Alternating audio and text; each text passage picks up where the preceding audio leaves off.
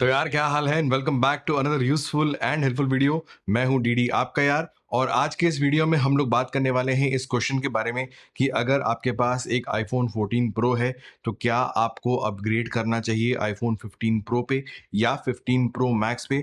बहुत सारे लोग इस सवाल को मुझसे पूछ रहे थे, तो मैंने सोचा था कि एक डिटेल्ड कंपैरिजन आपको दे दूं क्रिस्प तरीके से, ताकि आपको आसानी से समझ में आए कि अगर आपके पास एक 14 Pro है तो आपको 15 Pro पे अपग्रेड करना चाहिए कि नहीं। तो इस वीडियो को एंड तक जरूर देखना। इसको अगर लाइक नहीं किया है तो जल्दी से लाइक कर दो, और अगर आप यहाँ पे नए हैं तो सब्सक्राइब करना तो बनता है। स्वागत है आप सबका iMDY Pro यूट्यूब चैनल पे।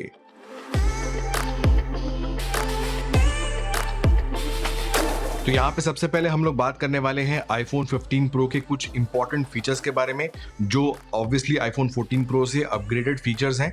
तो सबसे पहले यहाँ पे बात करेंगे इसके डिज़ाइन के बारे में। तो डिज़ाइन की अगर हम बात करें तो यहाँ पे iPhone 15 Pro जो है और 15 Pro Max वो दोनों ही टाइटेनियम का डिज़ाइन आपको देखने को मिलने वाला है।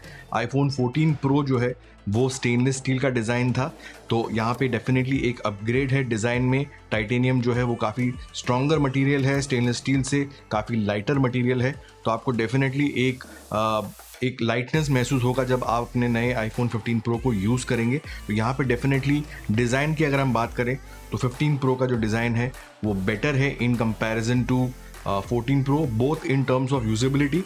और अगर हम हीट मैनेजमेंट की भी बात करें तो यहाँ पे हीट मैनेजमेंट भी थोड़ा बेटर है 15 Pro पे, क्योंकि यहाँ पे टाइटेनियम यूज़ किया गया है।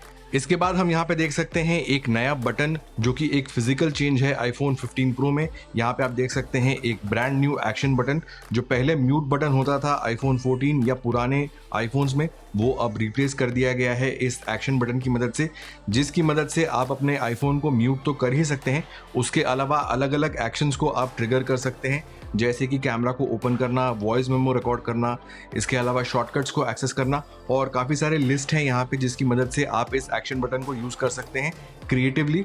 फ्रैंकली स्पीकिंग मुझे ये थोड़ा सा गिमिकी फीचर लगा, क्योंकि जितने भी पुराने आईफोन यूज़र्स हैं वो इसको म्यूट के लिए ही यूज़ करने वाले हैं, क्योंकि म्यूट करने का कोई दूसरा साधन नहीं है, कोई दूसरा फिजिकल बटन नहीं है।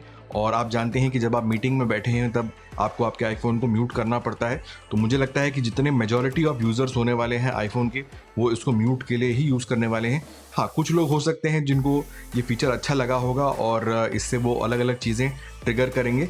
तो आप कमेंट में लिख के मुझको बताना कि आप इस फीचर से इम्प्रेस्ड हैं कि नहीं। तो डेफिनेटली मैं यहाँ पे कहूँगा कि जो एक्शन बटन का फीचर है वो ऐसा कोई ग्राउंड ब्रेकिंग फीचर नहीं है जिसकी वजह से आप अपग्रेड करेंगे 14 Pro से 15 Pro पे। और अब आते हैं सबसे बड़े न्यूज़ पे, वो है USB-C का पोर्ट। जी हाँ, iPhone 15, 15 Plus, 15 Pro और 15 Pro Max में से लाइटनिंग पोर्ट हट चुका है और ये रिप्लेस हो गया है USB-C से। 15 और 15 Plus पे आपको नॉर्मल USB-C देखने को मिलेगा, और 15 Pro और 15 Pro Max में आपको देखने को मिलने वाला है USB 3, जो कि आपको देगा 20x फास्टर ट्रांसफ़र स्पीड्स, जो कि काफ़ी अच्छा है। आप इसको आसानी से कनेक्ट कर सकते हैं अपने मैक के साथ सेम केबल की मदद से, और ट्रांसफ़र स्पीड्स आपको काफ़ी ज़्यादा यहाँ पे मिलने वाला है। इसके अलावा आप अगर वीडियो रिकॉर्डिंग करने वाले हैं, तब मैंने एक वीडियो देखा था जहाँ पे आप एक्सटर्नल हार्ड ड्राइव को जो है कनेक्ट कर सकते हैं अपने iPhone 15 Pro और 15 Pro Max के साथ, और डायरेक्टली वीडियोस को रिकॉर्ड कर सकते हैं एक्सटर्नल हार्ड ड्राइव में, और आप एक्सटर्नल हार्ड ड्राइव्स को कनेक्ट करके डेटा को भी बड़ी आसानी से यहाँ पे ट्रांसफ़र कर सकते हैं। तो डेफिनेटली ये एक बहुत ही अच्छा फीचर है मेरे हिसाब से। काफ़ी लेट एप्पल ने इसको इंट्रोड्यूस किया है आईफोन्स में, लेकिन आई थिंक डेफिनेटली ये एक ऐसा फीचर है जिसकी वजह से आप सोच सकते हैं 14 Pro से 15 Pro में अपग्रेड करने के लिए। अब आते हैं एक ऐसे फीचर पे जिसने मुझे फ्रैंकली बहुत कंफ्यूज कर दिया है, वो है 48 मेगापिक्सल का photo. iPhone 15, 15 Plus, 15 Pro, 15 Pro Max सभी पे आप अब 48 मेगापिक्सल पे फोटोज़ खींच सकते हैं, लेकिन कंफ्यूजिंग इसके लिए है क्योंकि 14 Pro और 14 Pro Max में ये फीचर ऑलरेडी अवेलेबल है। तो अगर आपके पास एक iPhone 14 Pro है तो आपको सिर्फ जाना है सेटिंग्स में, उसके बाद आपको जाना है कैमरा पे, और उसके बाद आपको फॉर्मेट्स पे क्लिक करना है, और यहाँ पे आपको सिर्फ एनेबल करना है एप्पल प्रो रॉ, जिसकी मदद से आप 48 मेगापिक्सल पे फोटोज़ ले सकते हैं। तो फ्रैंकली स्पीकिंग मुझे ये सिर्फ एक सॉफ्टवेयर अपडेट लगता है जो एप्पल दे सकता था 14 प्रो पे, जिसकी मदद से आप नेटिवली 48 मेगापिक्सल पे फोटोज ले सकते थे 14 प्रो पे। लेकिन एप्पल ने डिसाइड किया कि इसको सॉफ्टवेयर अपडेट की तरह नहीं देंगे 14 प्रो पे, और as a brand new feature आपको मार्केट करेंगे 15 प्रो पे, जिसके लिए आप उनको एक्स्ट्रा पैसे देंगे। तो आप बताइएगा कि क्या ये एक कंपेलिंग फीचर है 15 प्रो पे अपडेट करने के लिए। अब इसके अलावा कैमरा ऐप में एक और नया फीचर ऐड हुआ है, जिसकी मदद से आप नॉर्मल फोटोज ले सकते हैं किसी का भी, और एडिट के टाइम पे आप उसको कन्वर्ट कर सकते हैं एज अ पोर्ट्रेट फोटो।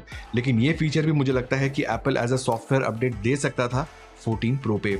तो जैसा कि आप जानते हैं कि iPhone 14 Pro और 14 Pro Max पे A16 बायोनिक चिप यूज हो रहा है, जिसको एप्पल इस साल यूज कर रहा है iPhone 15 और 15 Plus में। तो यहाँ पे हम देखते हैं कि क्या A17 Pro चिप बहुत बड़ा अपडेट है या बहुत बड़ा अपग्रेड है A16 बायोनिक चिप के कंपैरिजन में। तो यहाँ पे अगर हम बात करें CPU की, तो जो A17 Pro चिप है वो अप टू 10% फास्टर है A16 बायोनिक चिप के कंपैरिजन में, जो कि इतना बड़ा डिफरेंस नहीं है, खास करके अगर आप इसको मार्केट कर रहे हैं एज अ प्रो चिप। इसके अलावा जो परफॉर्मेंस पर वॉट है वो भी जो है A16 के साथ कंपेयर नहीं किया गया है, उसको कंपेयर किया गया है कॉम्पिटिटर्स के साथ, यानी कि एंड्रॉयड फोन्स के साथ। बात करें अगर हम GPU की, तो GPU में कुछ इंप्रूवमेंट्स किए गए हैं, लेकिन इससे भी आपको सिर्फ 20% का इंप्रूवमेंट देखने को मिल रहा है। और मैं इसीलिए कह रहा हूं कि 10% या 20% मैटर नहीं करता है, because as a normal user जब आप डेली लाइफ में अपने आईफोन को यूज कर रहे हैं, तब ये जो 10% या 20% का इंप्रूवमेंट है वो इतना मैटर नहीं करता है, इतना आपको समझ में भी नहीं आएगा। तो डेफिनेटली आप इसको एज अ प्रो चिप नहीं देख सकते हैं अगर आप कंपेयर कर रहे हैं इसको A16 के साथ और इसको पोजिशन कर रहे हैं as a pro chip for the new iPhone. तो मैं यहाँ पे डेफिनेटली बोलना चाहूंगा कि जो A17 Pro चिप है वो सिर्फ मार्जिनली बेटर है A16 बायोनिक चिप के कंपैरिजन में। और अगर हम बात करें प्राइसिंग की, तो प्राइसिंग बहुत ज़्यादा डिफरेंस है इन terms of A16 and A17 Pro chip. तो डेफिनेटली मुझे वर्थ नहीं लगता है कि आप इतना पैसा खर्च करें सिर्फ मार्जिनल इंप्रूवमेंट के लिए।